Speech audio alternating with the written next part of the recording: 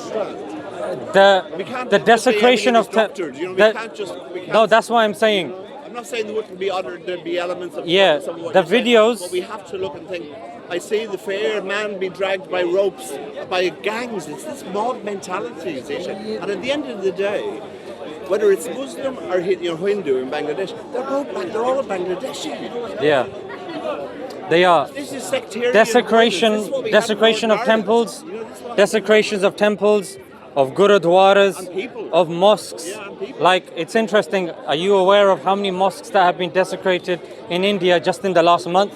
Yeah, I have seen that. It's interesting how that parallel wasn't brought up. I totally, That's why, for me to give a complete answer, I will mention mosques, I'll mention temples. We are not allowed. In fact, I don't know if you're aware, there's actually a law in Pakistan that you're not allowed to destroy the Hindu mandirs. Okay. In fact, in my local village that I went to, it was in one of my vlogs. If you watch the vlog, I actually go outside the mandir and you can actually see. At some of your stuff. Yeah. Watch the vlog where I'm in Pakistan. Whatever violence, wherever the violence comes from, I'm against it. Wherever the destruction comes from, I'm against it. And whatever country it's in, because for me, Bangladesh is Bangladesh. Whether you're Muslim or you're Hindu, you're Bangladeshi. Even the Christians that are being abused in India as well as a result. It's not just the Muslims. And the Dalits. The Dalits, they literally... You mean the untouchable? That's what they call them, yeah. They call them the untouchables. Yeah, they call them the untouchables. Yeah, I just, you know what it is, Isha? I think we just have to move on. Consciously in who we are as human beings. This is why I say I'm a humanist. We have to come away in how we look at things. We have to just know what's right and what's wrong. And not come into it from a religious What's your name? Damien. Yeah, you did. I didn't remember your name though. The thing, Damien, is the issue with that is I come across quite a few humanists, but the thing look, I'm a spiritual person. I'm a spiritual thinker. I believe in God. I like the part of Islam about the fitra. That's where my thinking is mostly at. But I just think when we get caught up in any books or religion to justify anything, and like you said earlier on to that gentleman about, which I was shocked at the time, of Netanyahu using the certain things in the Old Testament, Malachi, to justify why. I thought, seriously? And Putin done the same in his interview to justify why he's doing. So we have to recognise, but that's wrong. That's okay. That's right. But Damien, there's one flaw. We have to evolve. There's one flaw in your. I get very frightened as a human being when I see what I say. But there's one flaw in your logic, which is. Lots of those flaws. No. When, for example, there's a certain amount that you will get through fitrah. Yeah, that's innately predisposed into believing certain things. However, when it comes to killing, if you speak to everybody on a human level, people will say killing is wrong. However, when I start unpacking that question, even you yourself, you will start justifying the killing. I can't justify. Where you justify it? Tell me. Okay, so at the moment you're saying you can't justify any killing, yeah? I can justify euthanasia. There you go. Yeah, but sorry, that doesn't make the rest acceptable. I didn't make that claim. I'm saying euthanasia is where you're doing it for the benefit of the other person because they're in pain. Yeah. You know what I mean? Yeah. If someone's seriously ill, Sishan, right, and the quality of their life has gone beyond, and you can see them suffering in every moment of every day, and they're just in agony. So I can see the benefit of euthanasia. Now, death penalty. Yeah. I prefer to God has the decision in taking life. But euthanasia is a compassionate, and that's the only place that I would agree with it. That's the only thing. Okay, right? this is that's interesting. where you're doing something to stop somebody suffering. Now here's the interesting thing. Yeah. When you're talking about humanism, you're assuming that there are common principles with your fellow human beings. But the thing with morality is there's two types of morality. You've got objective morality, which you're tying in somewhat with innate disposition, and then there's subjective morality. I'm now, not an atheist, that's fine. I'm not an atheist. That's fine. But when it comes to euthanasia, there's a fundamental flaw in your answer, which is you believe that to ease the suffering of a person, they die. In other words, you're saying when a person dies, their suffering is eased. Let me just finish the answer, yeah? We believe that dying isn't the end. In fact, we believe after a person dies, that life is actually longer than the life of this world. I believe that. That's but just to finish. Human death. You're But not just the physical but, death. I'm not the death but what of the we're soul. saying, but Yeah, what I'm we're not the just to soul finish the doesn't point. die, you know that. Just to finish the point, though, when we're talking about experience, the experience is the experience of the soul, and that is something that is of this world and in the hereafter. The soul remains the same.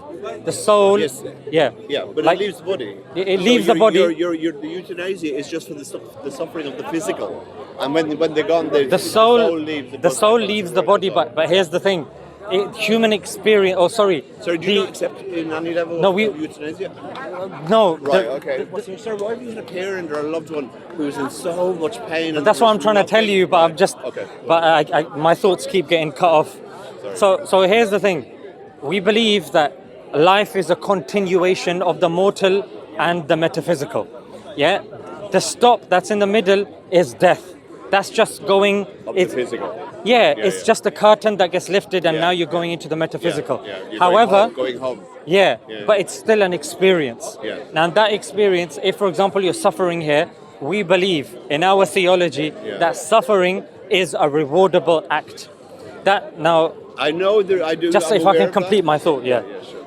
Not only is it a rewardable act, it's a lesson for the people around us, and we don't believe that somebody, even yourself, should physically take life unless it's clearly mentioned in scripture.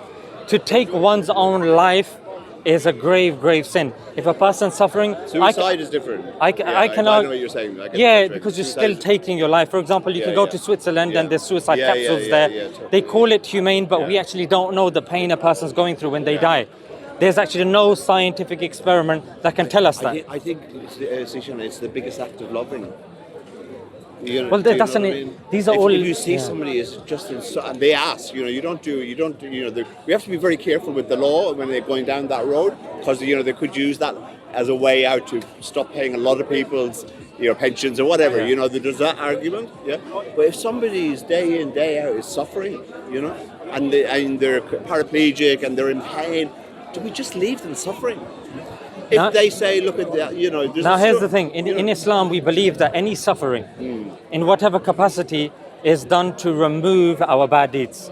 And removal of bad deeds is... coming back to scripture. Yeah, it's so important Yeah. that if a person's bad deeds are more than their good deeds, they will have to spend time in the hellfire. And for us, that's more of a suffering than the suffering of a disease in this world. That's why. You're coming from the scripture. Yeah, so we and I'm how coming can from we a not? human Do you see? point of view. So that's where we differ on that. I think there's a bit of both, but when it comes to humane, I think there is an element of you have to pitch your tent somewhere. That if do you believe in like the hereafter and heaven and hell? Yeah, I totally believe in the hereafter. Heaven and hell? I have a belief. Look at this one. I believe in interdimensional. We go into another level. Yeah. And I think the nearest evidence for me that I've seen about the afterlife is through near-death experiences, and there's just so much evidence there. Heaven and hell, though. I'm still low. I believe that it won't be religion will get you into the afterlife. I believe, right? Because what happened before Islam, for example, what happened to all those people? Okay, so I believe it's who your soul. You're here I believe you're here in the physical as the soul to have the experience for the soul. Then the soul goes back to the afterlife. How do you know all of that? And that's my belief. Like you have a belief, I have a belief. So that's what I believe. Is your belief based upon evidence, or is it just based upon experience? Yeah. It is based upon evidence, or it's experience? I would say let's put it this way. 20 years ago, I was a very different person. Okay, 20 years now down the line, I don't use alcohol. I have That's really good. But I would say I've had a spiritual awakening 20 years ago, and I had something. I had some things happen that left me in no doubt that I wasn't in my body. I was something other than the body, and so I recognized the soul. Okay, so I believe the soul comes here. You believe in a creator as well? Yeah, I believe. I don't believe in that. I believe that there might be more than one, right? Oh, really? I'll tell you why. And one of the reasons I want to ask some of the Christians here today, actually, to kind of challenge them on their book, Because in the Bible, in Genesis, they believe 3 as well. Yeah. well, no, that's not where I'm coming from. In the Genesis, it says I think it's Moses is supposed to put Genesis together from God, whatever, and they believe Moses wrote Genesis. I think is that correct? They believe Moses wrote Genesis. Wrote the book of Genesis. There's no evidence for that. We don't know. But I believe that's what I asked. Whoever I've asked, that was the belief. But because in the Genesis, it says we made mankind in our image. So there's the plural, And I believe. Don't they believe that's the royal we? I know I hear this within Islam and I hear it in Christianity. If it says something to you, and I say the same thing with Christians when they talk about Jesus, with the Word was with God. I say, where is it saying Jesus? It's saying the Word. Then they ask me, what do I believe the Word is? I believe the Word is the truth. So that's what I believe it's saying. If we believe literally what it's saying. So I believe everything in the world, through humans and the animal kingdom, is made in pairs. Okay, so everything has an opposite for the most part, and I think everything. If we look around everything, I think I spoke to you about this before. We have a world of duality. Yeah. We have a night and day. Everything has the opposite. We have good and evil. We have man and woman. So everything is there in duality. So when the Bible says we made you, mankind, in our image, I believe it's saying us, male and female energies, made you in our image. That's my belief. Like you said, I have no evidence. What I do have evidence for, without going into detail, is that we're separate from our body. I have had that experience. Oh, okay. You believe that the mind is separate to the body, yeah? Well, I know duality. The mind. I know the mind and the ego. This is where I struggle with some issues with the Quran. The mind, I believe consciousness and the soul is part of the same thing, and this consciousness and the soul, and you will see that if you look at, have you looked at any videos of near-death people who've died temporarily and gone off and had an experience and come back? It's very difficult to verify that sort of stuff. Oh yeah, no, I'm not just that, but I'm only asking, have you looked at it anyway? I did, but because I couldn't verify it, I didn't really take it seriously. You believe in angels, don't you? And I believe in angels as well. But I'll tell you an interesting story. Are you right, yeah? I'll tell you an interesting thing. Be careful, there's a bike there. Yeah. There's a guy, Zishan, called Jeffrey Long on YouTube, yeah? And he's a what would you call him? Anyway, he's studied 4,000 near-death experiences, and recorded them. Who's and that?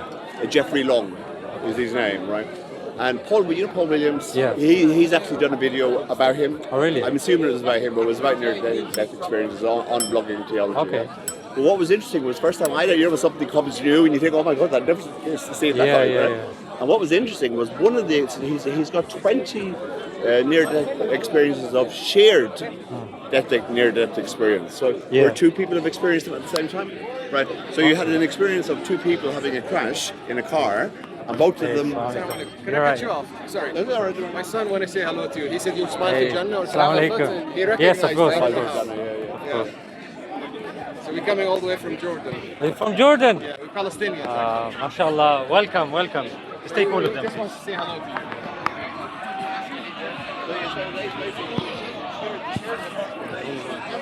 Was two people in a car having an accident at a traffic light. Both of them coming out in the same way. So the consciousness. Whose is this? For sound. Which one is sound?